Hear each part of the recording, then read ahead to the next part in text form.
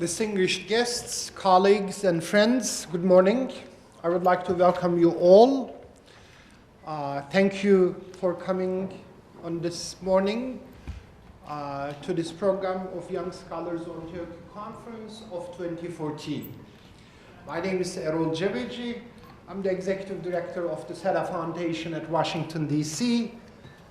The Young Scholars on Turkey program aims to enrich the policy debates in this town on Turkey by collaborating with academics and scholars in their early careers who study Turkey. As SETA DC, we would like to contribute to a stronger relationship between the academic world and the policy community working on Turkey. This conference is a unique opportunity for these two communities to engage one another and possibly build long-term relationships. We hope that this conference will contribute to a fuller understanding of Turkey with all of its complexities, dynamism, and richness.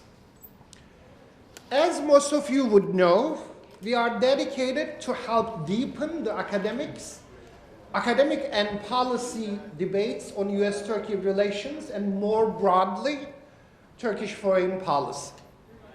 This conference is an important occasion to accomplish this objective. We value the diversity of voices and analytical perspectives in debates on Turkey. I would like to call all of you to give us your feedback and suggestions to help to achieve this goal. This is important both for American academics and policy analysts and their Turkish counterparts to reach a better appreciation of the relationship between the United States and Turkey. In today's conference, you will hear presentations on Turkish domestic and foreign policy issues by new and upcoming academics. As always, we have received strong response to the call for papers for the conference from academics in Turkey, Europe, United States, and beyond. We are proud to have reached so many different areas of the world. The fact that so many academics around the world is interested in Turkey is actually a testimony to Turkey's steadily increasing strength. It is also an indication of the truism that you all know that Turkey is a country that never misses a chance to surprise and keep busy. As we try to build on the successes of the past conferences, I'm confident that you will find today's presentations interesting and thought-provoking and well-researched. Once again, please do not hesitate to give us feedback. The Young Scholars on Turkey Conference in 2011 resulted in the publication of an edited volume titled History, Politics, and Foreign Policy in Turkey. The book was edited by Nuh Yilmaz, Kılıç Kanat and Kadir Üstün, and was published by SETA Foundation. Also, the Young Scholars on Turkey Conference of 2013 produced another edited volume, Change and Adaptation in Turkish Foreign Policy. It was edited by Kılıç Kanat, Ahmet, Selim, Tekelioglu, and Kadir Üstün. I would like to thank our editors for their efforts to transform conference presentations into full chapters by working with the conference participants. We have some hard copies of these volumes available at the registration desk, and I hope you will find them useful in your own research and writing. We plan also publishing a similar volume of today's conference. As you can find the printed conference program, that we will have two panels today. The first panel will address the domestic policy issues, while the second one will include presentations on foreign policy issues. Finally, I would like to thank to our team for their efforts to put this conference together and make it a unique program. I want to thank Kadir Üstün, our research director at SETA DC, and our research fellows, Kılıç Kanat and Ahmet Selim Tekelioglu. I also thank Ömer Özbek, our managing director, for his efforts in putting this conference together and for taking care of the logistical aspects. I also thank Sally Johnson, our research assistant, for her help in the organization of this event, and also finally our intern, Sabine Ahmet and Nicole Bernard. Please enjoy the conference, and thank you.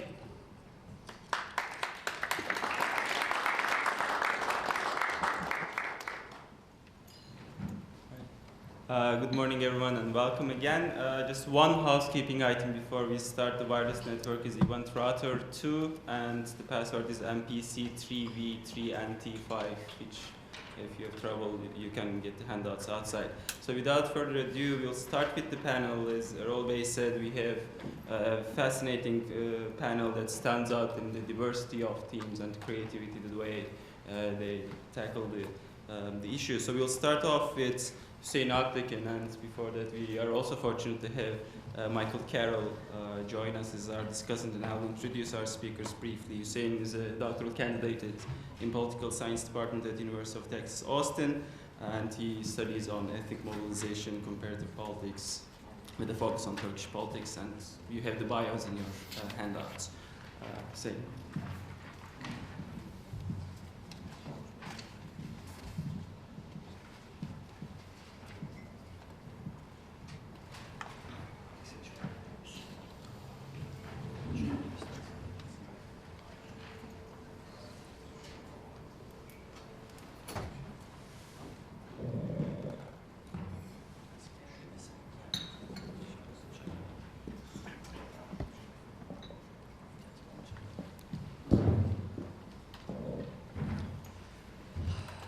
Hello everybody, good morning. Thank you all for being here this morning with us. And I also thank to the organizing committee for hosting us here today. I'm Huseyin Alptekin. I'm a doctoral candidate, as Ahmet Selim introduced, at the University of Texas at Austin in government department. And I'm working on ethnic mobilization. And today I would like to present one of my research areas, the Kurdish ethno-political mobilization in Turkey and the factors that shape Kurdish mobilization in Turkey. Actually, this is a part of my overall project. I have different ethnic groups. I have a large N setting to test some hypotheses. But today I will just share one piece of this big puzzle with you, which is Kurdish ethno-political mobilization in Turkey from 1980 up until now, and as of 2013. First, I would like to explain what I am trying to discuss and analyze. And when I use the term ethno-political mobilization, I take it very broadly. I take it as any collective action, any collective political activity for ethnic goals. So it can vary from simple voting in the elections to protest, and even expanding to some underground and even in some extreme cases violent situations. And I think ethnic mobilizations vary along two dimensions conceptually. So on the one hand, we have the aims and the goals of ethnic mobilization, which I distinguish as centripetal, which means integrationist, and centrifugal, which means disintegrationist mobilizations. In the Kurdish example, we have this variation in a great degree in Turkey. The Kurdish ethnic mobilization, at least in the context of the PKK, started as a separatist organization. And the aim was to start to form an independent Kurdish statehood for the Kurds of the Middle East, crossing across the Turkey, Syria, Iran, and Iraq borders. But in the meantime, this mobilization became more moderate in terms of its aims in 1999, when Abdullah Öcalan and the PKK 7th Congress changed the aims of the organization, and they downsized the aim from secession from Turkey to an autonomous region. And then again in late 2010s, actually in 2011, with the Democratic Society Congress meeting, the Democratic Confederal region was adopted, excuse me, as the primary goal of the organization. The second dimension here that I want to discuss, that I want to explain and analyze, is the methods of ethnic mobilization. And here, this is quite intuitive actually. The variation happens from the most violent case to the most peaceful one. And you can take it in both ways. You can take the number of casualties per year, or you can take the number of violent incident cases per year. So these two different dimensions form ethno-political mobilization patterns. So we can have a violent and secessionist mobilization, as the PKK started first in 1984 with its attacks in Erol, Siirt, and Şemdin Hakkari. And we can have a peaceful and integrationist mobilization, hopefully what we are heading to with recent developments. And we can also have some in-between forms, violent but not secessionist, or not secessionist but violent. So we can have all these conceptual distinct categories in real. And I think what determines this outcome is the state policies and institutions of ethnic incorporation. And what I mean with ethnic incorporation is simply that. So how a state institution or state policies target a specific ethnic group. In the context of Turkey, let's say, the electoral threshold. This is a certain policy that inhibits Kurdish political participation. And you can also expand this conceptual map to different ethnic groups in Turkey, like the Roma community, or even in different countries, different ethnic groups. So let's say Kurds in Iraq, Kurds in Syria, or in Iran. And here I think the states can incorporate ethnic groups along two scales. On the one hand, we have this what I call group level incorporation. And this tells us the degree of autonomy or recognition granted to a certain specific ethnic group. And also we can have a different kind of ethnic incorporation in terms of what I call the individual level incorporation. The difference between the two is that the former one, the group level incorporation, tells us the autonomy granted to ethnic group from the respective state.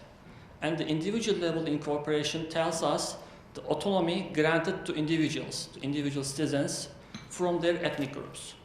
So when we have a high degree of group level inclusion, this tells us an ethnic group in a certain country has a high degree of autonomy. This might be ethnic federalism, even an ethnic confederal form, and at the minimum scale, it can be genuine opportunities for ethnic political participation. And when we talk about individual level inclusion on the high level, this tells us individual citizens, individual members of a political society can participate in politics both across and along ethnic lines. And based on these two dimensions, we have this 2x2 table. And specifically talking about the Turkish incorporation model of the Kurdish ethnic group, we can say that we started in 80s with ethnic nationalism. And I think in that particular time period, the Kurdish citizens did not have genuine opportunities to participate in politics, both at the group scale, because there was no group autonomy granted to the community, and also at the individual level, because of the extraordinary rule, the individual Kurdish political participation was quite limited in the first time period, from 1980 to 1994. Then we have the second variation, what I call civic assimilationism. In that time period, the Kurdish incorporation was kind of normalized. So individual Kurdish citizens had more genuine opportunities to participate in politics across ethnic lines. So there was no autonomy granted to the Kurdish community, but the individual participation was more meaningful when compared to the previous era. And the third relevant incorporation model for the Kurds might be something not for the current, but for the future. Hopefully what we are heading to, which is liberal multiculturalism. An ideal incorporation model that was mostly theorized by Canadian philosopher Will Kimlicka, that grants autonomy to ethnic groups. It doesn't have to be territorial, it just might provide a certain kind of political participation channels for ethnic groups, as a collectivity, but also a right to exit to individual members of ethnic groups. Here I would like to discuss briefly the causal mechanisms that I foresee heading from these institutions' policies to the mobilization outcome. And here I have these gray shaded areas which are relevant for the Kurdish case. The other ones, they cover my other case studies, but for the Kurdish case, they are not relevant for this discussion at this time. Starting with the bottom row here, with the ethnic nationalist model, let's say from 1980 to 1994.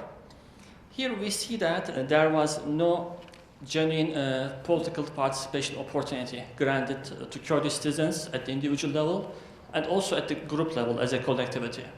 At this time, we saw these three mechanisms. On the one hand, there was no elite empowerment, which means that the Turkish state did not allow Kurdish political elites to emerge to represent the Kurdish collectivity in Turkey. On the other hand, we have ethno-political awareness, which was very high at this time period. Because the Kurdish community, as an ethnic group with a very high political consciousnness and pre-existing mobilization level from the 70s, it was very live for Kurdish political participation, and even back in the 60s. And this selective exclusion of this ethnic group increased the ethno-political awareness, ethnic identification, ethno-political consciousness tremendously. And the third mechanism was here the deprivation mechanism, which was theorized by political scientist Ted Gurr. And this tells us that when ethnic groups have this certain degree of self-consciousness, ethnic maturity, let's call it, and when they are excluded under those circumstances, they develop this sense of deprivation. And in this time period, from 80 to 94, this was at the highest level. And then we passed to our second phase, the civic assimilationist model, in which there was no group-level autonomy granted to Kurdish people, but there was more individual-level participation, mostly in the form of non-ethnic political organizations, memberships in mainstream political parties, and voting in the elections. So in this time period, again, since there was no autonomy granted to ethnic elites, they did not have these resources to mobilize their ethnic mass.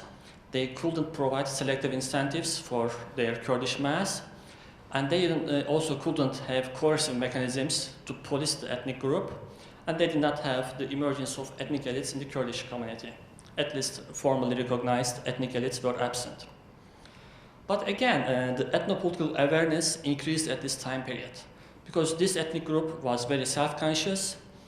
It wasn't like Turkish Roma community, it even wasn't like Turkish Alawite community or some other ethno-linguistic communities.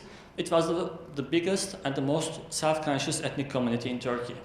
And this exclusion at the group level increased the sense of ethno-political awareness, which in turn increases the mass that can be potentially mobilized. And again, the deprivation was not as great as the previous time period, but it was pretty high. And starting from the late 2012, especially 2013, with a sort of quasi-recognition of the PKK, with increasing connection between the Kurdish Ethno-political Party, Peace and Democracy Party, and the government party, Justice and Development Party. So we are not there yet, we are not a liberal multicultural system in Turkey yet, but direction, step by step, might potentially lead there. And at this time, we would expect the ethnic elites emerge. So even now, the Peace and Democracy Party, the Kurdish Ethno-political Party mayors are having those resources under their control, and they can transfer those resources to create ethnic mobilization. So in that sense, elite empowerment increases under liberal multiculturalism.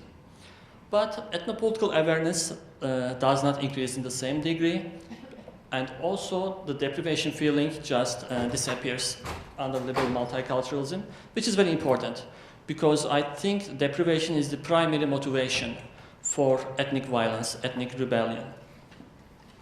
And here I would like to show you the outcome, the expected outcome, the hypothesis. Again, please follow me on this gray shaded area, which is the relevant part for Kurdish ethnic group, and the rest of the graph is relevant for my other cases in my broader project. Thank you. And here, again, let's go temporally, chronologically, starting with ethnic nationalism from the bottom right corner here. We saw the increasing of ethno-political awareness and the sense of deprivation in the Kurdish mass, both at the organization level and also at the mass level. And as a result, we had this violent and centrifugal ethnic mobilization from 1984 to 1994.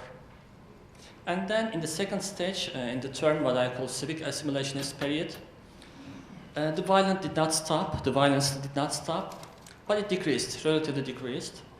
And also, especially from 1999, with the capture of the PKK leader Abdullah Öcalan, the organization also changed its aims.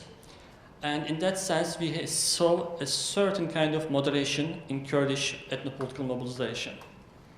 And if we ever get to the next phase, the liberal multiculturalism phase, my hypothesis indicate that the Kurdish mobilization in Turkey will be peaceful and centripetal, integrationist, let's say. So these are hypotheses. So since this is a single case study, at least this part of the presentation today, actually I will show you just some case story from just one single case. So I will not be able to prove or disprove this hypothesis. But in my broader project, I use the minorities at risk database in the world scale, and I, given the available evidence confirm this hypothesis.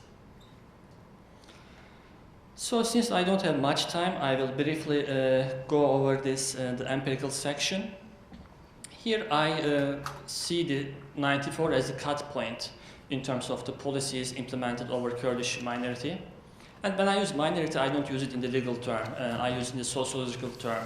I just mean that Kurds of Turkey are a different ethnic group member. They are a different ethnic group, and they are different from the Turkish majority in terms of language or ethnic self-identification.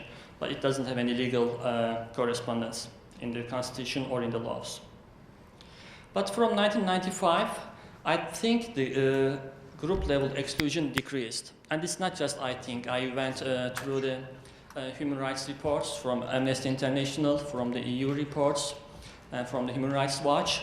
And based on those reports, I conclude that there was a certain shift starting from 1995 that continued until 2004.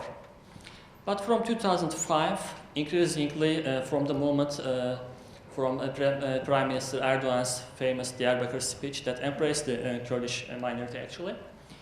But then and here there is a list of the policies, specific policies, the incorporation model in Turkey got tougher and tougher up until late 2012 and more accurately 2013. And then 2013 again we see an improvement in terms of group level rights of Kurds. And the most prominent example of that is the ending of the what we call in Turkey the KCK arrests. So the political arrests for Kurdish activists that have a direct or indirect connection with the organization PKK. And again, I think the results, at least for this particular evidence, confirm the hypothesis to a great extent, not 100%, but to a great extent. So my hypothesis, or let's say my expectations, are confirmed with my study. And I will not go over these years, but I compiled some data in terms of casualties, which is showing us the annual percent change in terms of the casualties as a direct outcome of PKK rebellion. And in terms of aims, I also go through the organizational level, the goals, the publicly declared goals of the ethnic political parties, and also the PKK, the illegal organization of the Kurdish extremists, let's call it. And this brief empirical evidence is in line with my hypothesis, and hopefully in another occasion I would like to discuss the broader implications of this research with you. Thank you very much for your attention, and I will be happy to hear your comments and questions later on. Thank you.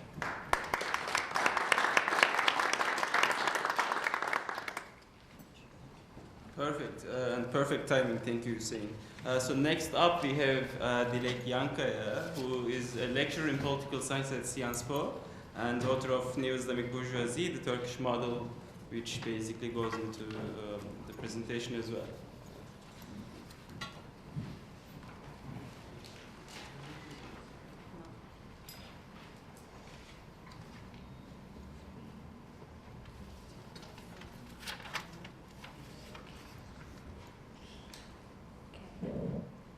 So, hello. I'd like to thank, first of all, the organizers of this conference, and just put me within this session, because listening to my colleague's presentation, I see a lot of analytical comparative elements between his subject and my subject. So, first of all, my basic questions are: where the Justice and Development Party is coming from?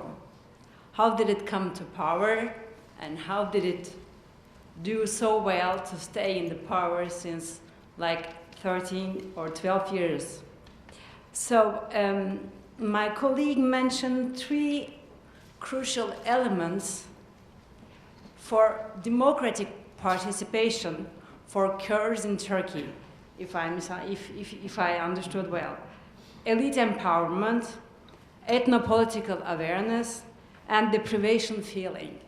And since these three elements are not present at the same time, we are living problems with the Kurds' democratic participation in Turkey. But on the other hand, if there is a new Islamic bourgeoisie in power since 12 years in Turkey, this is because actually we had three crucial elements present since 90s, since the 90s and 2000s. So my research area concerned the businessmen affiliated with a businessman association, which is called Immature. Immature is a businessman association that resembles pious Muslim SME owners around a notion of Islamic work ethic, and in opposition with the big bourgeoisie of Tusiad, which was in power since the foundation of the Republic. And the important thing that I think that the Justice and Development Party's power is a great consequence of some profound, deep, and crucial changes in the Turkish society in general. So I will look at this party from elite's perspective. Actually, what I have observed in my field work when I was getting around in different Anatolian towns and doing interviews with great businessmen, I discovered a kind of a circulation of local notables from sphere to sphere at the local level and from local to national level to keep power structures in their controls.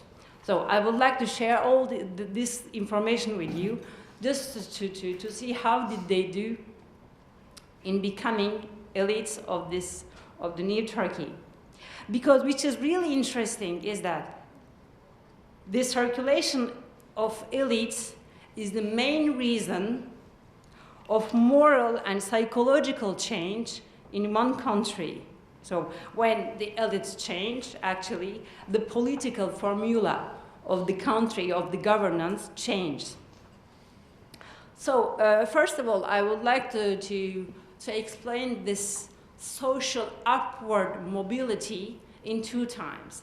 The first mobility concerns the becoming of local notables through the acquisition of different forms of capital. Capital in the sense of Bourdieu, which is dispositions and resources that are available to us so that we can mobilize to get some power in a given sphere of action. Okay, so first of all, we can talk about an economic capital. Actually, the MUSIAD is a nationwide and international-wide network of businessmen. So when you get affiliated to this association, you have at your disposition a repertoire of trustworthy businessmen all over the country and plus 30 countries abroad. So there are activities, visits, international fairs, and which are to give you contacts to give to the business, to do trade. So you have imagine that you have a great market in your hands so that you can develop your business. So this is the one of the reasons why these businessmen could acquire more and more economic capital. The second type of capital is the professional human capital, which is that, as I said, there are a lot of activities, seminars and conferences and programs so that these businessmen can actually develop their visions, develop their management and professional skills. And what is really interesting from my interviews is that to become a member of MUSIAD gives them a lot of self-esteem and psychological openings and the willingness to trade with all around the world, actually. So this is how they feel themselves more comfortable in the international market. The third type of capital is the new social capital. This is something that I call new social capital with elites, actually, because the local branches of MUSIAD organizes regular visits and regular conferences and meetings with the local political, bureaucratic, administrative people, so that businessmen get acquainted with these local elites. They start to influence them, and what I discovered actually is a great social awareness of themselves becoming local elites, because they see that they can more and more influence local politics and they get more interested in the public policy of their own town. So the fourth kind of capital is the symbolic capital, which is the social recognition that they acquire through these activities. Actually, MUSIAD was seen as a kind of a green capital, Islamic financer of the Islamist movements in Turkey, but from 2000 onwards, its image has totally changed from this bad guy financing Islam or Islamism to these professional association, a legitimate representative of the real sector in Turkey. So with this change of image, actually, the businessmen who are members of this association get bettered also in their social image, and they do a lot of interviews in the local media. They're broadcasted on the local television. So they are more and more known and well known in the local media.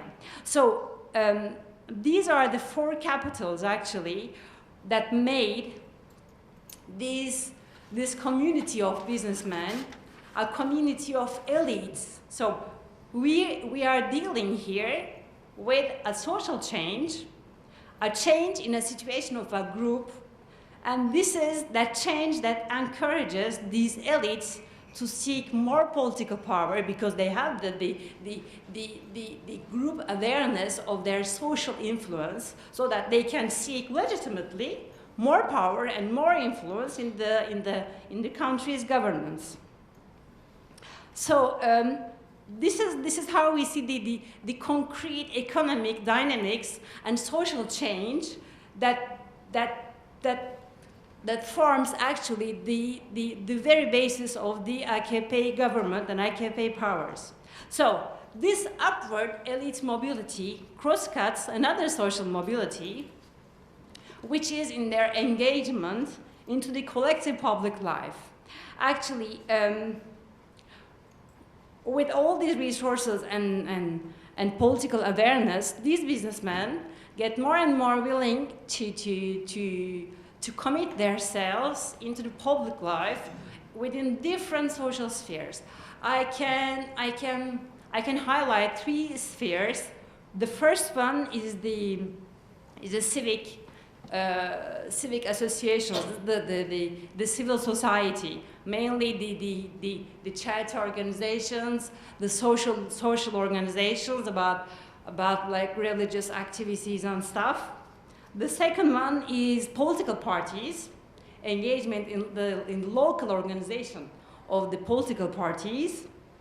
And the third one is their integration into the management of chambers of commerce and industry. I will not go into detail. I don't know how many times I have. Okay. Okay. So at the local levels, at the local level, we see three different types of commitment into the public life. So the engagement in the civil society, solidarity, and charity organizations actually assures them a more and more social recognition, respect, and a kind of a moral image. So they become actually local notables who do well, who do some good for the social life of their own locality. So do you see the image actually changing from society with regard to these businessmen? And then, since 90s actually, we see growing political participation, not political participation, but also engagement, like becoming a member of political parties, organizations at the local level. Actually, in 90s, this political commitment was divided into three right and conservative right political parties, which is to say the Welfare Party, of course, the Grand Union Party, and ANAP. So, but since the coming of power of the AKP in 2002, actually, the political engagement of these local businessmen is consolidated in this party, actually. For example, I will give you some. I will give you some insights about this. First of all, they are highly integrated into local organizations like committees, general assemblies of the AKP at the local level. So they form, sometimes in some towns like Konya, like Antalya also, they form the totality of the General Assembly or the Constitution Board of the local organization of the AKP. And since 2002, they are more and more present in the National Assembly also. For example, in 2003, there were 23 Musyad members in the parliament. And after the 2007 elections, their number reached 30 out of 341 deputies of AKP, a total. And in the elections of 2011, there are 20 out of 327. Great. And lastly, actually, they are highly engaged in the administrations of the chambers of commerce and industry. So actually, they can get themselves elected in the provincial assemblies and governing boards of the chambers of commerce and industries, or they become presidents or vice presidents of these chambers. It's really important because, for example, the Chamber of Commerce at Istanbul, which is the economic capital of the country, is under the hands, is in the hands of the Müsiat businessmen since 2005. And there were great political party clashes and really interest clashes around political parties, but also other businessmen associations, and particularly between TÜSİAD and Müsiat, that are the two nationwide businessmen associations of Turkey. And finally, since 2005, actually, it's Müsiat who wins regularly the elections of the administrative board of the Chamber of Commerce of Istanbul. So it is in this sense, for example, that we can understand the expression that in Turkey, capital has changed hands. So it is justified in this sense. So all these results actually should be interpreted as a sign of new Islamic bourgeoisie's consolidation of power and its institutionalization of its victory around different social spheres. So there's a Canadian sociologist, Guy Rocher, or Guy Rocher, who said that studying elites allows us to understand better and to foresee social change because it allows the researcher to situate herself at the very heart of the transformation underway, to look at the society and its surroundings with the eyes of those who are most actively involved in this development. So this is how we can understand the real social change in course in Turkey. So I think that the Müsiat case is a very privileged case to understand this social change. So we should see that. So we witnessed the consolidation of a significant interest of a significant interest group in the social sphere, and it's becoming an influential pressure group in the spheres of power. So this is how this new Islamic bourgeoisie actually claims that it possesses the qualities and skills necessary to govern the country, to manage the public affairs in civil, economic, and political powers. Why this is important? Because what is important is that when there are a group of new elites coming to power, the political formula of the country, of this governing elite, changes. So this is what is happening in Turkey. And this is how actually this new Islamic bourgeoisie is able to conduct the social change in Turkey since 2000 and governing style in general in favor of its own interest and its own moral ideas. Thank you.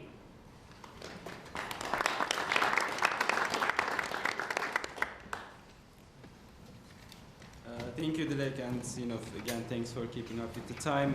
So we'll have our next presenter, and then we'll go into our discussant. Tafolar is our next presenter, again from University of Texas in Austin, and she's in the government department at U Texas Austin, working on conditional cash transfers and citizenship rights in Turkey and in Argentina. And I guess we'll hear about Turkey this time around with the title "Transformation in Turkey's Immature Social Assistance System."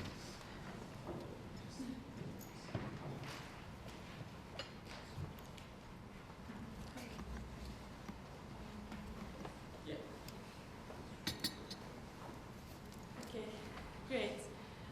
First, I would like to thank the SETA Foundation for organizing this conference and for giving us the opportunity to present our works on Turkey. And I would like to thank you all for being here. Selim briefly introduced me, but let me briefly introduce myself again. I'm a PhD candidate at the Department of Government at the University of Texas at Austin, and currently I'm working on my doctoral dissertation project on conditional cash transfers in Turkey and Argentina.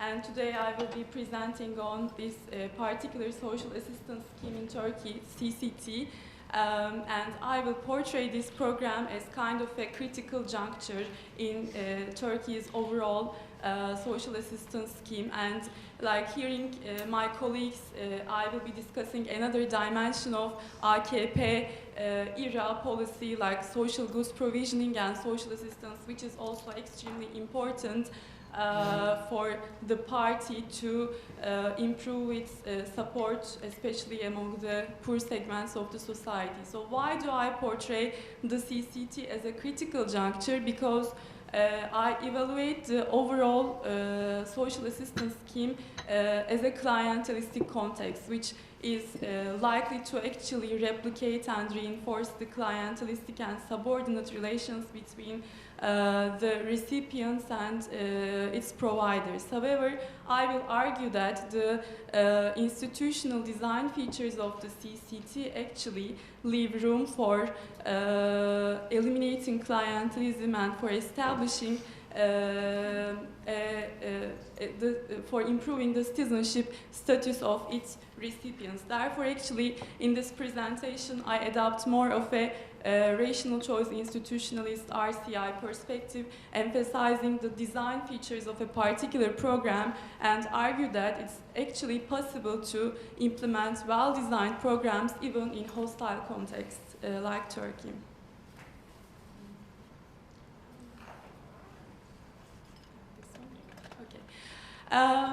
My presentation is mainly going to be based on 4 parts. First, I will be briefly describing the CCT, then I will elaborate on Turkey's experience of the conditional cash transfer program, and in the last 2 parts of my presentation, I will be discussing the limitations of the CCT and the limitations of overall social assistance programs in Turkey with some policy suggestions. So what are CCTs? CCTs are regular conditional cash transfers allocated to poor women on the condition that they send their kids to school and they bring their children to health clinics. And the basic idea behind the CCTs is that it can actually break the intergenerational transmission of poverty, and it can actually leave room for so that like poor children born into poor families do not need to share the fate of their families and are able to attend schools and health clinics properly. And this is a very widespread program. Definitely there are diffusion dynamics. It started in Latin America and now it's widespread in all different parts of the world, including developing world, mainly in Africa and the Middle East. So what about the Turkey's case? Turkey started its CCT right after the severe financial economic crisis, 2001, and it was a component of a social risk mitigation project. World Bank initiated social risk mitigation project. This project has different components, has different dimensions. One was actually to improve the institutional capacity of social solidarity foundations, sosyal yardımlaşma ve dayanışma vakıfları in Turkey, which are actually in charge of receiving the application for this social assistance scheme. And why do I portray this as a critical juncture? What are the distinguishing design features of the program? It was the first regular conditional cash transfer. Prior to its initiation, beginning from the 1980s, beginning from the Özal era, we had some funds like fakir fukara fonları funds. But these were mainly distributing social assistance, irregular social assistance, ad hoc, and mostly in kind, extremely discretionary social assistance. But the CCT is different on the basis of its design features. And why are these design features important? Why is it important that we have a regular cash transfer? Why is it important that it is distributed in the form of cash and also women are the recipients of the program? Why are these institutional design features are important? Firstly, it is important that this is a regular transfer. When we compare this with irregular social assistance schemes, for instance, the applicants or the recipients need to apply again and again. Once they receive the program, for instance, just once, and then in order to receive it again, they need to apply to different organizations, social solidarity foundations. But Since CCT is a regular program, once, let's say, a recipient becomes eligible to receive the CCT, she can keep receiving its payment on the condition that she complies with the conditionality of the program, so she doesn't have to apply again and again. That's an important design feature. Why is it important that it is conditional?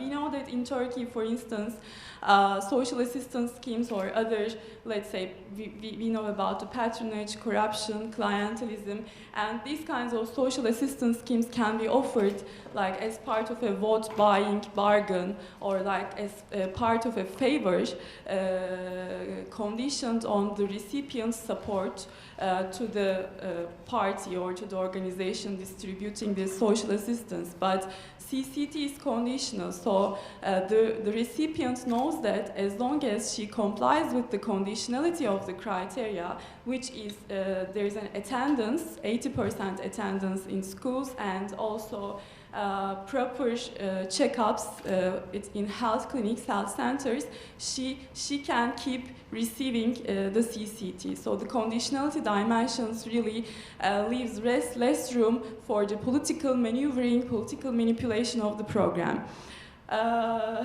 And also, I think this dimension also is extremely important because women are the recipients of the program, and it might have the potentials to actually elevate the status of women in Turkey. As we all know that it's not very easy to empower women, but this might be a public policy program that can be complemented with other programs, and that might actually elevate the status of women since they are the recipients. And the way that women receive this program is that they go to local post offices or Ziraat Bank branches and they show their IDs and they can receive this payment. Therefore, this might also increase the bargaining leverage of women vis-a-vis their husbands as well. And it has less stigmatizing effects also because like this is not distributed outside as a stigmatizing social assistance scheme, but they directly go to banks and local post offices. Another dimension I would like to emphasize is that actually there is a toll-free phone number, 144, and either the applicants or the recipients can directly call these numbers. Of course, it's another issue whether they are aware of the existence phone number or not, but the fact that at least there is a mechanism, there is a channel that the applicants or the recipients can call and ask like whether the status of their application or if they encounter any kind of problems with their CCT benefits, there is a channel that they can make use of, also has the potential to actually increase the citizenship status of the recipients. And this was actually a dimension that I have mentioned at the beginning of when I was discussing the CCT, because the social risk mitigation project had different components. One was the institutional capacity building of social solidarity foundations and like improvements with respect to the recruitment of personnel, with respect to the database system, like the infrastructure. Now there is a better monitoring mechanism, there is a better information mechanism that the officers in Social Solidarity Foundation are able to have access to, leaving less room for discretion and leaving less room for clientelistic maneuvering. And also, actually, I view the CCT not only as a critical juncture, but also, as we all know in political science debates and discussions with respect to public policy programs, actually once you implement a well-designed program, that there are potentials that it might have spillover effects. It might trigger the formation or initiation of some better, other better programs, and one such program was regular cash transfer for widows. Actually, for instance, Boğaziçi University Social Policy Forum was in charge of this project, they carried out interviews, surveys in order to understand like the basic needs of poor women, and actually they came up with a different policy suggestion. Their policy suggestion included women who divorced from their husbands as well, but the final policy implemented excluded women who divorced from their husbands and only included the widow women whose husbands have died. But still the fact that it is a regular cash transfer targeting women, targeting vulnerable segments of the society, gives me the impression that there are potentials to improve the immature social assistance scheme in Turkey, and CCT was one of the main trigger effect of this program. Okay, I have discussed about the positive design features of the CCT. What about some of the limitations that should be addressed? One issue has to do with the current eligibility criteria. Actually, when this program first started, there was a scoring formula, and there was a cutoff point, and the recipients below a certain applicants below a certain cutoff point were eligible to receive their CCTs. However, this scoring formula changed 4 times, and currently TÜBİTAK is actually working on, as far as I know, on the basis of my fieldwork notes from last year, is working on a new scoring formula, a new poverty score. However, this is not put into effect yet, put into force yet, and currently the main eligibility criteria is that that's for sure whether a household has social security or not. And the General Directorate in Ankara rejects any applicants with social security to receive the CCT. Of course, there are some other indicators that the Social Solidarity Foundations are looking at, such as the number of children in the household, or like whether the applicant has their own house or is paying rent. But like realistically given the situation in Turkey, like the minimum wage and all the other dimensions, it's not really realistic. We all know about the issue of the working poor. The fact that like a household has minimum wage does not necessarily mean that the household or the breadwinner of the family is actually able to cover the expenses, health and education expenses of the children. Therefore, I think that the eligibility criteria need to be revised and transformed. Another dimension has to do with the amount of the CCT, especially compared to its other worldwide counterparts in Latin America, let's say Brazil, Mexico, or Argentina. The amount is extremely limited.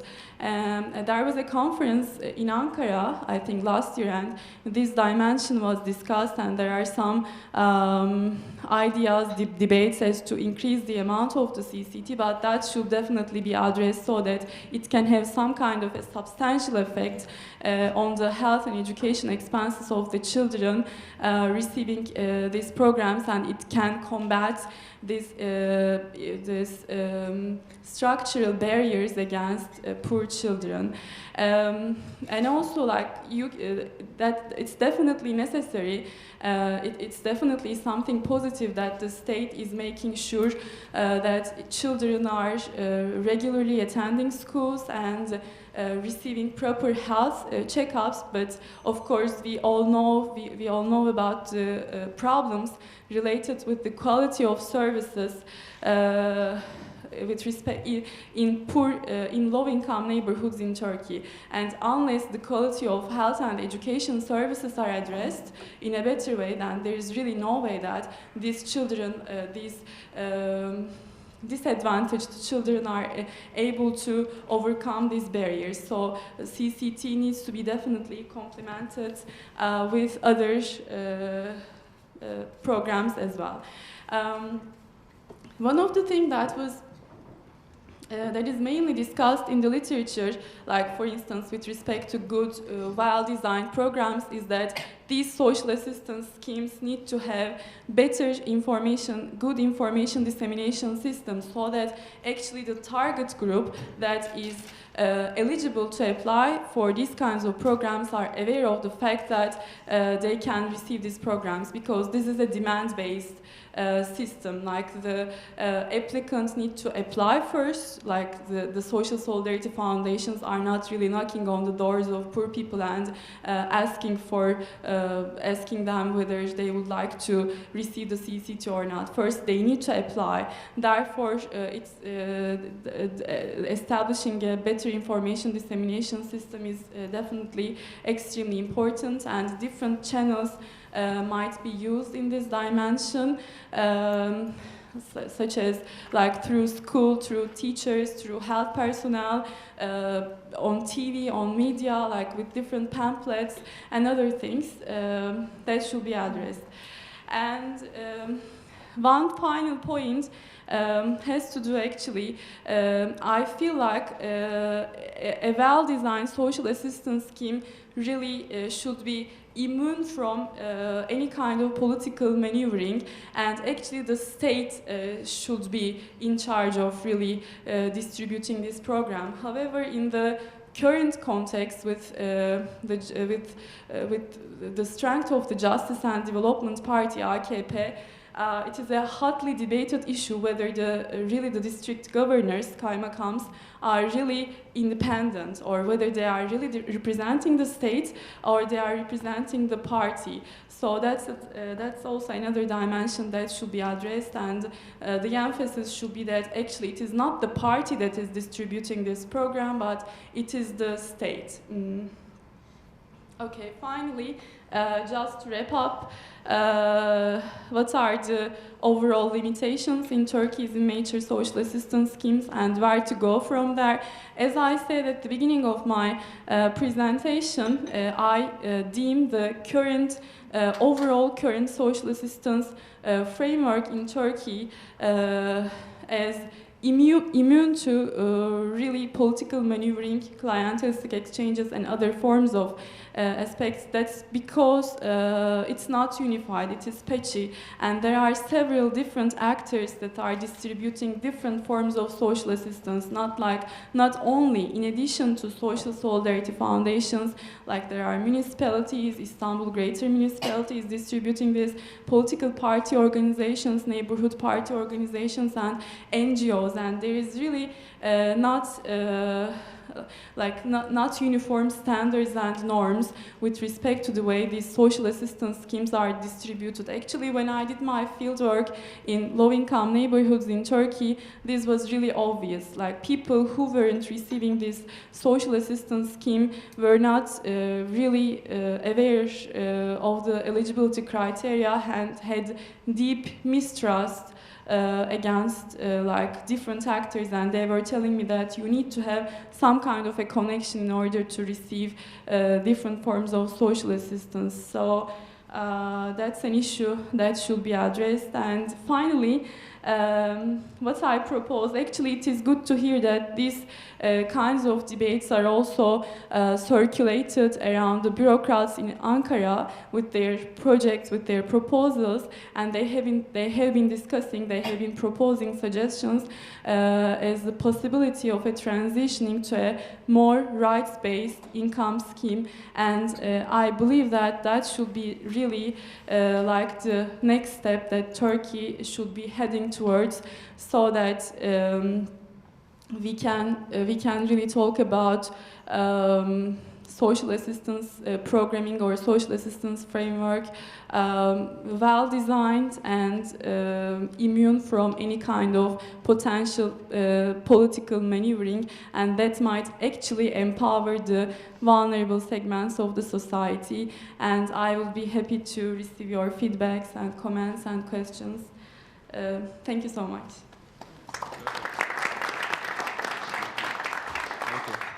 Thank you, Mina. And I've never been to a panel where people are so respectful of the time they are allocated to. So thank you all. And next up, we are up for a treat.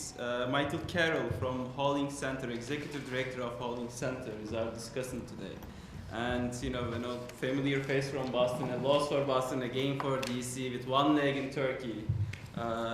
Definitely the one to contextualize these three distinct yet at the same time very parallel papers. Well, I'd like to begin by just saying thank you to my colleagues at SETA DC for inviting me to come here today and for giving me the opportunity to read some rather fascinating papers and listen to today's very interesting presentations. I will make a few brief comments, but I'll admit that after reading the papers, I found myself filled with more questions, and I'll talk about that in a moment. But I think the best way to start off is to talk about how our introductory speaker this morning talked about the dynamism and increasing complexities of Turkey. And as I read these papers, I began to wonder and also think about, through my own experiences, how true that is really beginning to become, especially over the last decade and a half. Big picture, and in terms of a policy level, I think today's presentations highlight that there really is a rather remarkable transformation ongoing in Turkish society, especially in the recent decades. The presentations talk about how there is a greater social awareness and a greater societal participation, and yet it still has a long way to go. I also see that there is a greater sense of political identity, but also amnesia in some respects. I've also noticed through some of our own work at the Hollings Center that younger generations of Turks are beginning to have an inward look at their society and a lot of the difficult challenges and problems that Turkey is going to be facing, not just in the immediate future, but in the medium and the long term as well. And also, the presentations highlight the changes to even the bureaucratic nature of the Turkish state, the development of a better functioning welfare state, but a development that still has quite a ways to go. To my questions. I obviously am now living in Washington, D.C., and while it was great to be in Boston, I now can't help but think about the next election cycle. But obviously not the American election cycle, but the one that's coming up in Turkey in the next few months, starting with municipal elections, followed by the presidential election, and then in the near term as well, parliamentary elections. And as I was reading these papers, I started thinking about what many of these participants were saying in the context of what's going to be coming up in the next year to year and a half. And so I offer, rather than comment, I ask some questions of my fellow panelists here. You mentioned, Dilek, that there is a highly integrated, almost symbiotic relationship between Musyed and the AKP. There is currently in Turkey, and again from conducting business there is some significant economic problems. The value of the Turkish lira has gone down significantly as a result of the recent scandal and some of the political unrest. Right now there is a strong relationship between these two, but ultimately those involved in Musyed are businessmen. And the decline of the value of the Turkish lira makes capitalization more difficult, makes purchasing power more difficult, and whether or not the AKP's actions to stabilize the currency will be seen as enough. Alliances can tend to be fickle things. Do you see the possibility in this upcoming electoral season that there might be either a softening in that symbiotic relationship or even discontent amongst these two partners that rose to power together? Mine, you made a great presentation, and I really enjoyed your paper, talking especially about how in the CCT there are safeguards that are supposed to guard against the traditional clientelism of many aspects of the Turkish welfare systems. And I think while it's working very well right now, you even mentioned towards the end of your presentation that there's this slight danger of the CCT being seen as something that is given by the party rather than that of the state. And I know that, from my experience here in the United States, these types of programs typically create political constituencies. And I'm sure that's also the case in Turkey as well. So I ask you, do you see, and maybe could you elaborate on, whether there is a danger of politicization of the CCT among other welfare programs? And whether or not these social welfare programs have enough safeguards built within them to prevent traditional clientelism. My initial reflection based on your paper is for the moment there is, but I'm curious because, again, an election is coming.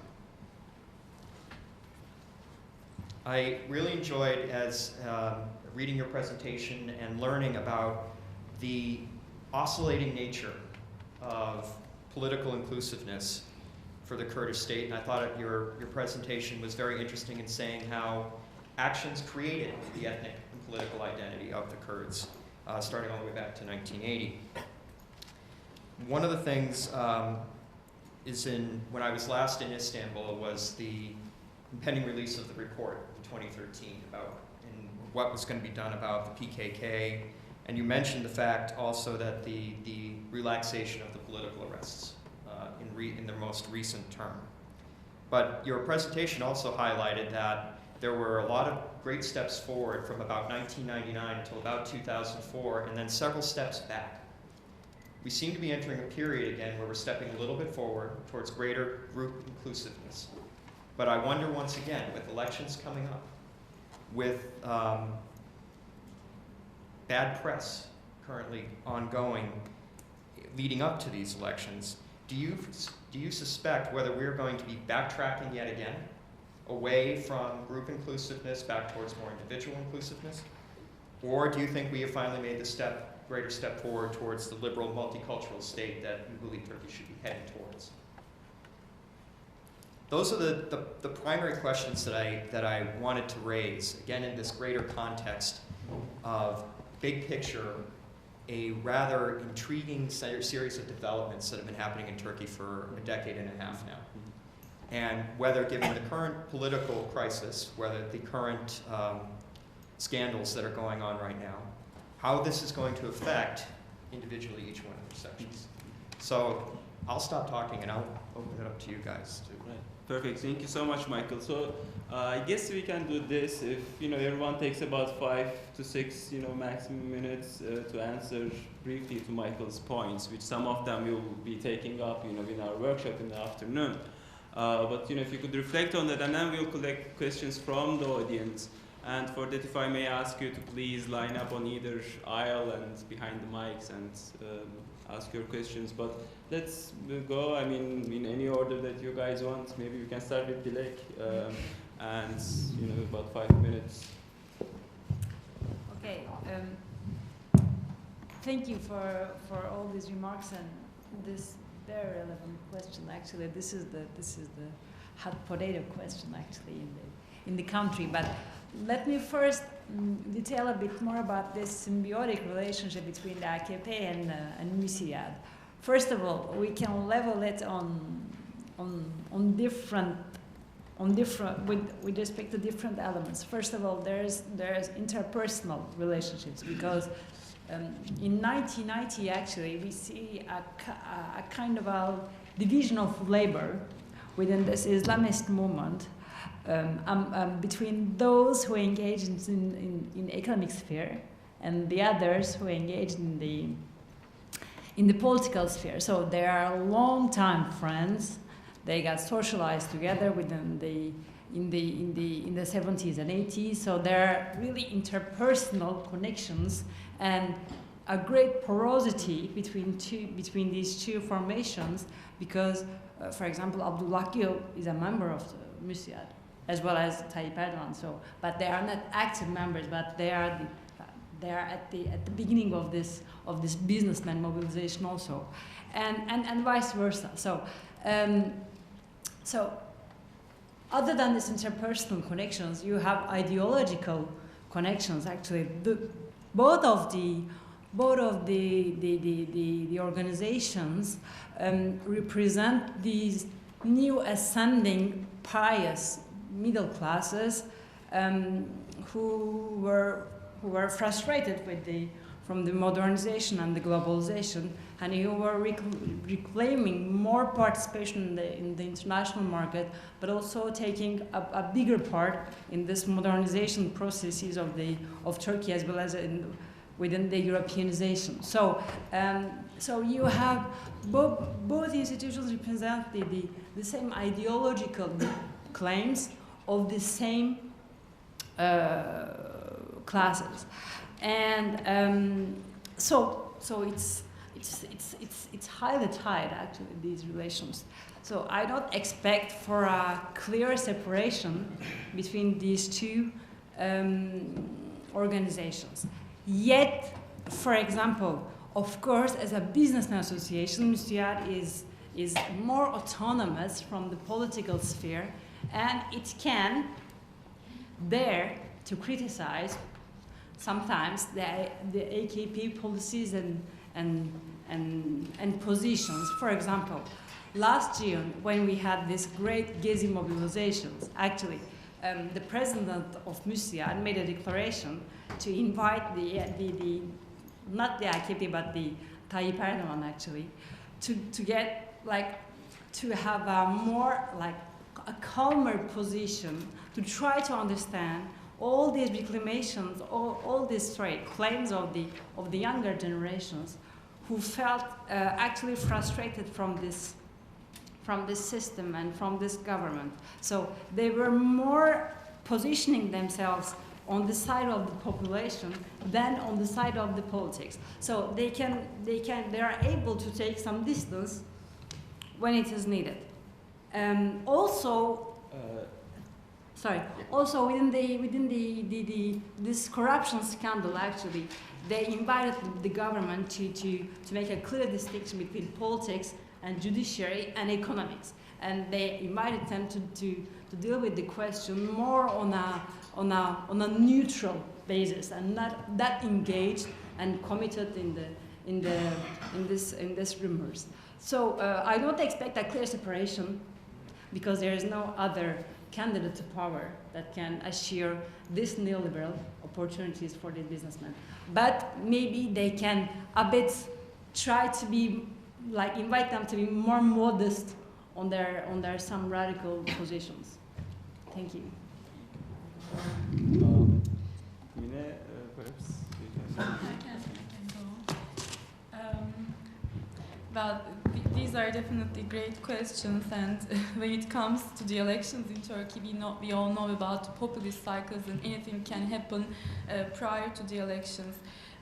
Well, probably I'm not the person to talk about, for instance, the ethnic dimension. Huseyin is working on on ethnic politics, and I'm not an expert on ethnic politics, but I can definitely say that what the CCT achieved at least was at least to improve the bargaining leverage of the Kurdish women. When I didn't do my field work in southeastern and eastern Turkey, especially this was the area where this program is extensively distributed, and which makes really more sense. I did my field work in low-income neighborhoods of Istanbul, such as Bağcılar, but when I talked to Kurdish women, they were telling me that they were voting for the Peace and Democracy Party, but they were receiving their CCTs, and it is the responsibility of the state, and they do not have to exchange their votes. It is their own right to decide on which party they're going to vote for. So I really deem this as a positive improvement. But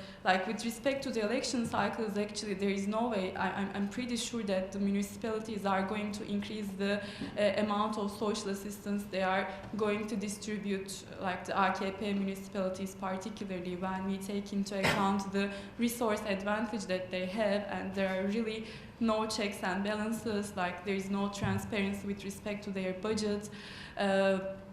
Therefore, definitely, I think it is going to boost this cycle, and unless we really implement a rights-based minimum income scheme, and unless we really have this multiplicity of these different actors distributing different forms of social assistance schemes, the manipulation, the political maneuvering, unfortunately, is going to continue in my view. And one final thing, I mean, of course, I'm not an expert on AKP either, but from my fieldwork experiences in the neighborhood branches of AKP, Justice and Development Party, it was obvious that it was a huge patronage network. Like citizens were going to these branches, like filling in. These are municipalities, or These are party organizations.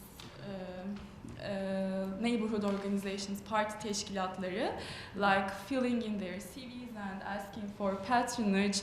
So, like, we cannot really turn a blind eye to the fact that AKP is really definitely a huge patronage network, allocating employment to many people, of course. I mean, it has to do with the party ID, party identification, and the way we also need to take into account the way political parties are perceived in the eyes of people. But I see AKP as a great problem-solving network. One of the books that I really like is Javier Ochero's book on Argentina, where he examined Argentina's Peronist party, and I feel like AKP is a huge problem-solving network. It might have positive dimensions as well as negative dimensions that might open room for some kind of political maneuvering, but with respect to the CCT, I feel like it at least improved the bargaining leverage of Kurdish women, and it is really good for the region, eastern and southeastern Turkey. I think, if I may, just for 1 minute, if you could talk to, you know, what's the situation in Argentina, how does it fare to the Turkish case? I'm sure it's not possible to do that in 1 minute, but just maybe briefly. Well, yeah, maybe I can briefly talk about my doctoral dissertation project, and why I chose Argentina as a comparative case.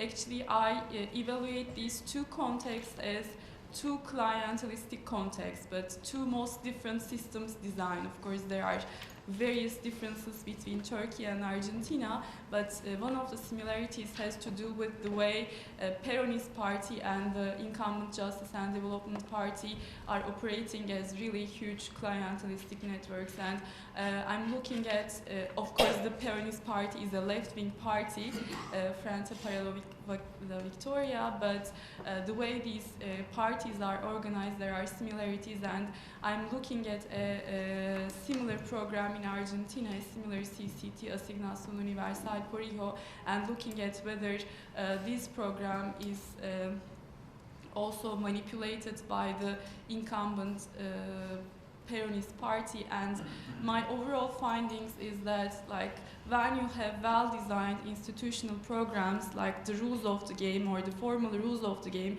actually might, at least, like, you can implement some good programs even in clientelistic context. Like, these might be really maybe minor when we look at the overall broader picture, but still, I mean, it is possible to achieve reform or transformation by designing better programs, or by changing the institutional rules. Like, that was, of course, my initial observations, but I'm working on to prove. That's very helpful. Thank you. Yeah, Huseyin, I guess. Yeah. Thanks for your comments and the question. Just to remind the comment and the question. The comment was there is a great variation in terms of the state policies toward Kurds in Turkey. And the question is there hope? Should we be hopeful about the future of the Kurdish mobilization to take it a peaceful form for the future of Turkey? Speaking of the variation, yeah, the variation is great. And speaking of the last decade, we had some up and down moments in terms of Kurdish mobilization in Turkey. And the biggest downturn trend, actually the sharpest one, was in 2006 with the anti-terror law changes. So certain activities were criminalized. They were taken from the Turkish criminal code context to the anti-terror law context. So that was a bad moment. And after that, we had this what we called KCK arrest, the political arrests of Kurdish activists from 2009 to 2012. And in my interviews, let's say with Ahmet Türk in Diyarbakır, I heard this number of 8,000 political activists being arrested in this 3-year time period. So that was the bad time period for Kurdish politics. And there were also certain academics like Büşra Ersanlı or public intellectuals like Ragıp Zarakoğlu being arrested for their political activities. But coming back to the question, is there hope? I think there is hope. And I'm hopeful because I think all the parties in this process, they took their lesson from the last few years. So actually what's happening now in Turkey, the greater inclusion of Kurds, the JDP government's brave steps toward greater inclusion in the last year, and the Kurdish movement's moderation, increasing moderation, I think they are tried in the past and they failed and the lesson was learned. So what happened in 2009 and 2010, what we call as Habur process in Turkey actually. So PKK declared this ceasefire and they sent some goodwill ambassadors to Turkey, and there was this big hope that okay, finally the peace is here. But then a mistake was made by all parties in the debate. So we had the Nationalist Movement Party in Turkey making a big deal out of this and escalating the nationalist sentiments of the Turkish majority. Okay, here the traitors are here and they are free and we are not doing anything, we just forgot all the casualties and the blood is there, so we should do something about this. This was the escalation. And then we saw the JDP government to take a tougher stance in line with the Nationalist Movement Party's attitude on this subject, and they turned back from the policy. And at the same time, we heard hawkish policies, hawkish calls from the Kurdish Nationalist Party, Peace and Democracy Party. It failed, and hundreds of casualties followed in the years 2011 and 2012 from the Turkish security personnel, from the PKK guerrillas, and also from the society, from the civilians. And now, what is promising for me that the situation in Turkey now is actually it's very sensitive. And actually there is a great opportunity, let's say, for Nationalist Movement Party. So they can actually they can abuse this process. And since the elections are coming very close, actually, rationally speaking, this might even increase the Nationalist Turkish Party's votes in the election. But we don't see this. So it's different now from 2009. So they do not escalate the policy. They do not directly challenge the inclusiveness of the government. So that's good in their part. On the other hand, again, differently now, the JDP government is institutionalizing the process. And they are bringing in civil society, as we call in Turkey, the akil adamlar, the wise men, sort of independent people observing the situation and supporting it. And also the Kurdish nationalists. They can abuse the process. And all we read in rationalist accounts of ethnic conflict, the crucial term is ethnic outbidding. So the nationalist parties are the winners of escalation. So if the conflict escalates in Turkey, in terms of electoral outcomes, the nationalist Turkish and Kurdish parties will gain out of it. And the center, the JDP government will lose out of that from the escalation. But they do not pursue short-term gains with these escalation policies. I think the 2009 and 2010 was a good lesson for all the actors embedded in this conflict and in this process. And I think what I see from the most recent public declarations from all three sides actually, so I have hope, I have promise, but election is coming, so you know, this Turkish politics, and as you underlined, it's dynamic. So I have hope, but the upcoming months will make it clear. Yeah. The talk here in DC about the November elections is coming up as well, if not as heated as in Turkey. Okay, thank you so much. So this was a wonderful panel, you know, a lot of issues over here. So it's time for the audience to ask questions. So if I may ask people who have questions to line up behind the mics, and you know, if you could also kindly, you know, briefly identify yourself. If not, I have, you know, a lot to start with. We have a little bit of time to go ahead. So, I mean, just following up on what Michael was saying, with this election cycle, you know, this polarization, you know, also seems to have risen, and you know, it has, you know, implications in, you know, especially in Huseyin and Mine's cases, and you know, in Dilek's case, there is also an argument to be made about, you know, as Michael raised, potential sort of, you know, rifts happening. But at the same time, I mean, all three papers, right? I mean, they touch upon, you know, different diverse aspects of domestic policy. One, you know, on the institutional level, looking at a particular institution. The other one, you know, with larger sort of, you know, perspective with the ethnic sort of, you know, picture. And then finally, you know, we have, you know, a policy sort of examination over here, looking into the policy. And in all of these, there are different actors. Right? So one question basically across the board is, how do we perceive the actors and, you know, the way they do, and you know, how in academia, in the policy world, we are sort of, you know, immune, or to what extent we're not immune from what's going on in society. More particularly to Huseyin, if I may ask, and you know, I'm sure this is something that you get a lot, and you know, in the previous answer you kind of, you know, touched upon this, but every periodization has its challenges, its trade-offs, right? I mean, there are a lot of nuances in the context of, you know, especially 2005 and up until 2013. There were also sort of, you know, this, you know, a sort of capabilities expectations gap that was created, right? So expectations were so high that, you know, somehow, you know, that fall with the Hubbard process was also kind of tough. So one question is, when you look at these periodizations, right, are there sort of, you know, issues that stick out that makes your life, you know, difficult, that doesn't quite fit in the picture? If just, you know, very briefly. And you know, I have the same problem in either work. So yeah, if you could just, you know, very briefly address it, and then, you know, we can go ahead and it's kind of, you know, a conversation. Yeah, actually, I totally agree with you. All these, you know, generalizations, all these ideal type periodizations, sure, they have problems. So we have a precision problem when we make generalization. But it's inevitable in social science and also in policy making. So when we make ideal types, we simplify the reality, we generalize the reality, but we also change the little bit of, you know, details, the nuances in the empirical world. So yeah, there are problems with periodization. It's not just because of the perspective of the researcher, but because of the dynamism in the country.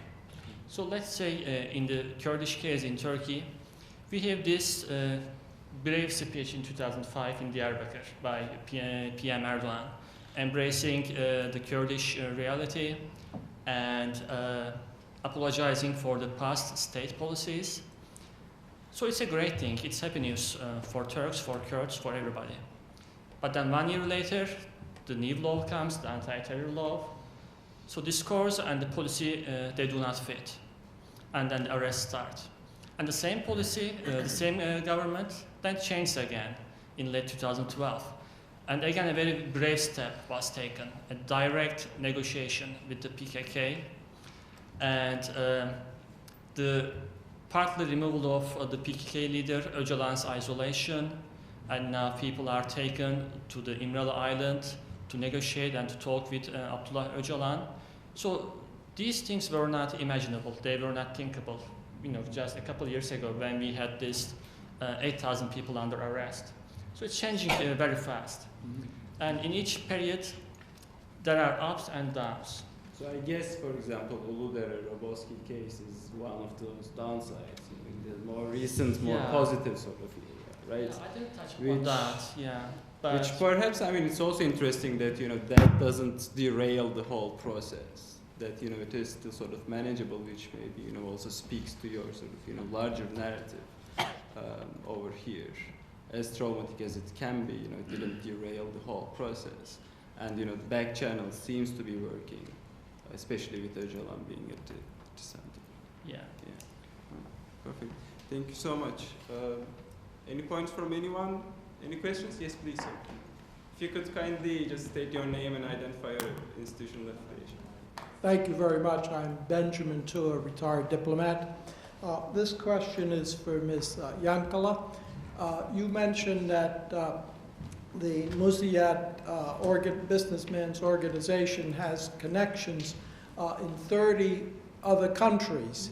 Could you give us a sense of which countries these are? Does it include Russia, Iran, the United States, Israel? Yeah.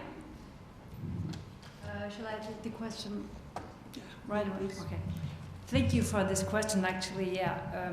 One of the founding vision of this business association was to be a worldwide business network. So yes, they exist in more than 30 countries, including the United States, Iran, all the European countries, all the North African countries, and different African, Asian, like Indonesia, Malaysia, and China. China is a rising star. So there is no any Islamic selectivity in the choice of the country of investment, actually, and there are a lot of businessmen doing business with Israel, importing primary materials actually from Israel, or with Jewish businessmen that they recognize as masters of commerce. Actually, they respect a lot the Jewish and non-Muslim businessmen in their own, according to their own ethics of work. Not because they are Muslim or non-Muslim, but they think that they have a great work of ethic. They are really trustworthy and they are really professional in their ways of doing business.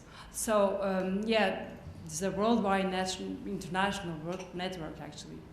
How about Iran?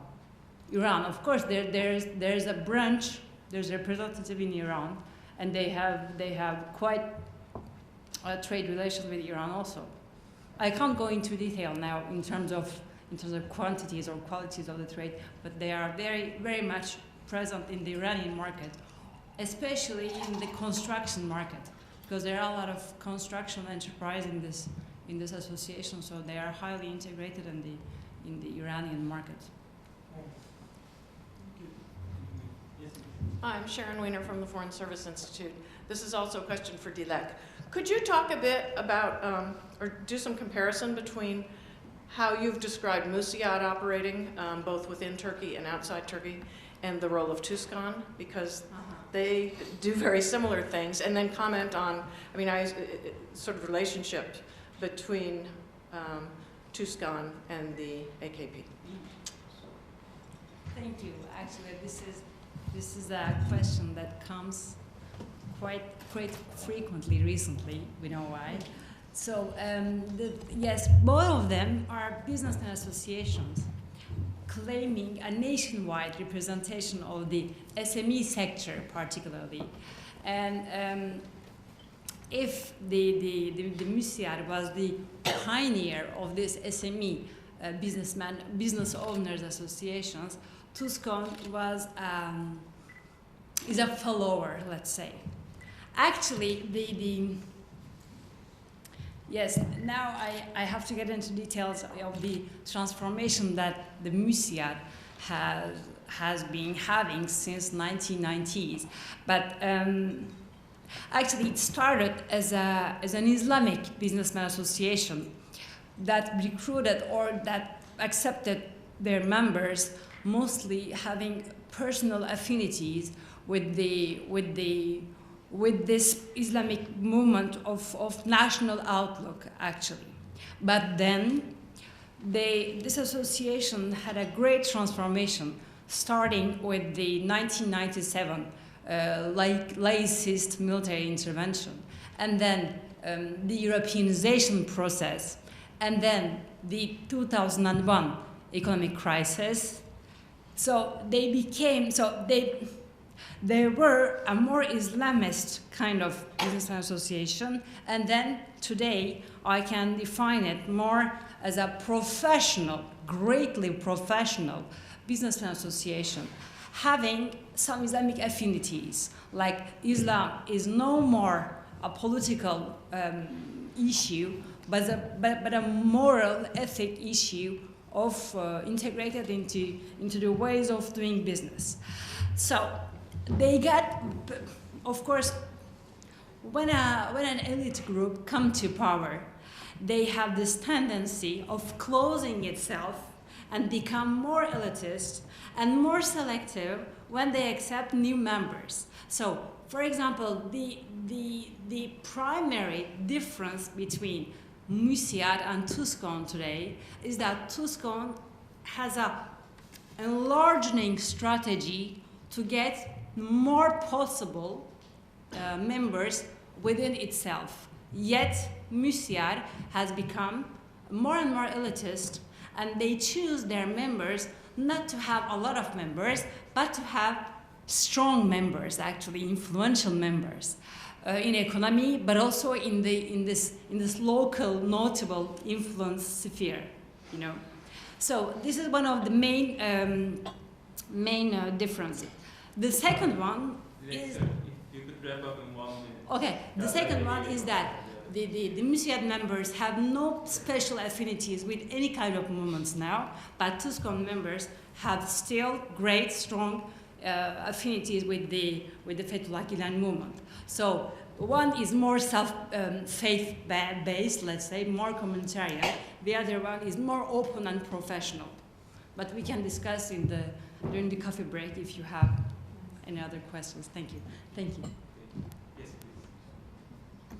Hi, here is Volkan Emre from World Energy Security Analysis Platform. And my question is to Mr. Alptekin. First of all, I would like to thank you for your presentation. I found it very interesting.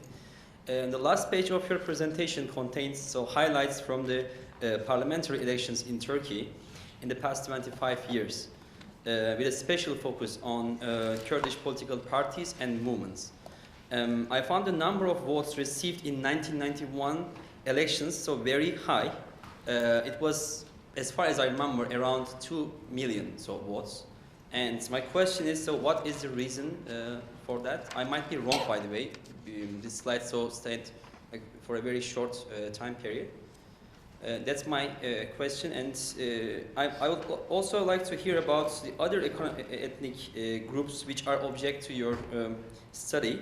Can you just briefly list them? Thank you.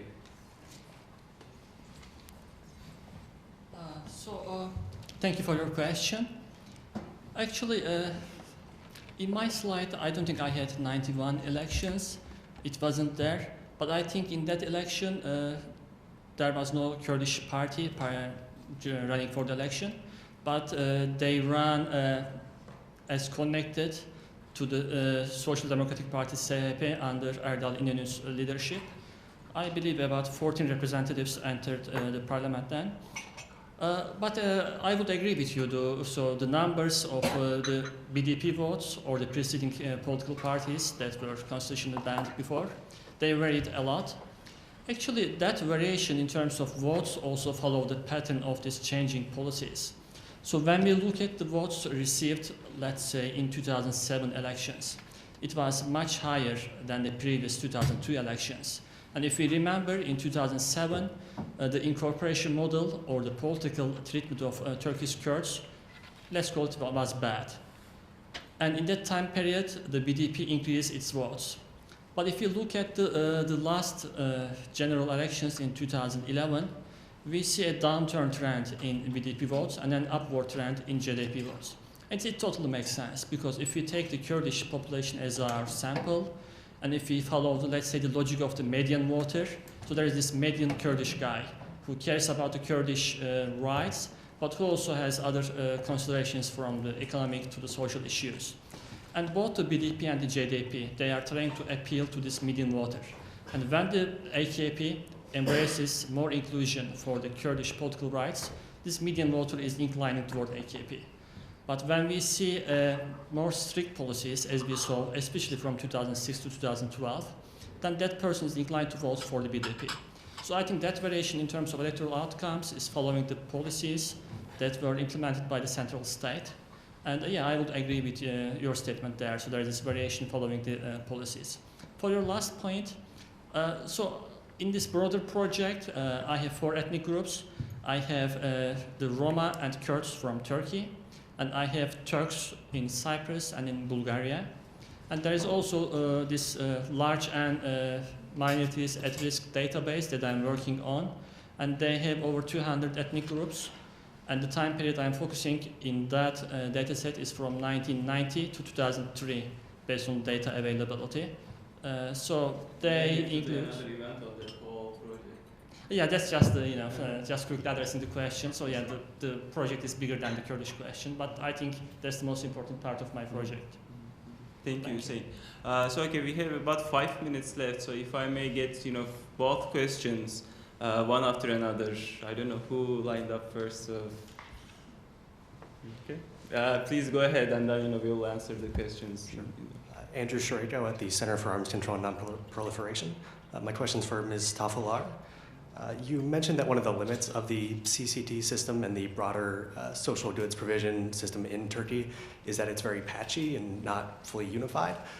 So do you think, going back to elections again, that if the AKP were to lose its majority in parliament, if there was increasing political fragmentation among the parties, and perhaps a return to coalition governments, do you think that would hurt efforts to establish a more unified social goods provision system? Sorry? Last part. Could you repeat the last part? Yeah, so do you think that increasing political fragmentation among the parties in parliament would hurt efforts to establish a more unified social goods provision system? Thank you so much. Let's get the other question. Yes, Ms. Yankaya, I was wondering if you could comment on how ethnically diverse the Musyar is, and if you think it plays any role in inclusiveness, and perhaps mitigates some of the problems that might be potential in ethnic-based identity violence. Thanks. Mina? Actually, I think that if we, after the elections, if we have parties,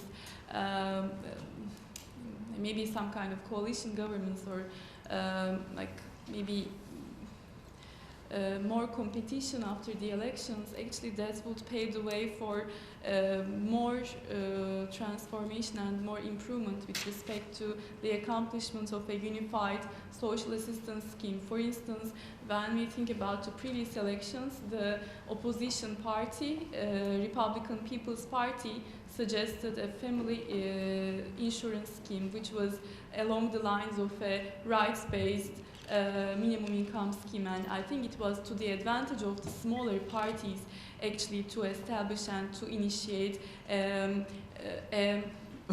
social assistance schemes that leaves less room for political maneuvering, because then it will really not be the party that is distributing these social assistance at its own discretion, but it will be the state. So actually I feel like if we, at the end of the elections, if we have more fragmentation, maybe that might hurt the stability, but that might be something good for the achievement of a more universal or unified social assistance scheme in Turkey. Thank you. Thank you. Yeah. Yes, thank you. So, Musyar recruits more and more among the eager, dynamic, and with a great potential to export. Among the businessmen. So in this sense, there is no clear-cut ethnic preferences to membership. And in the southeastern part of Turkey, the branches of the southeastern part of Turkey, they have Kurdish. I think you're talking about Kurdish actually, because there's no other ethnic cleavage. So they have Kurdish businessmen, yes. But I also could see some kind of nationalism which can be more Kurd-phobic, let's say. But in general, actually, since they have a local strategy in these towns where there are more and more richer Kurdish businessmen, they are open to them. Thank you, Dilek. Michael, any last points before we close up? Thank you so much again. Okay, thank you so much for the questions, for your attention, and please join me in thanking our panel and our discussants. So we have about 15 minutes coffee break right now, and then we'll start at 11 with our second panel, which focuses on foreign policy.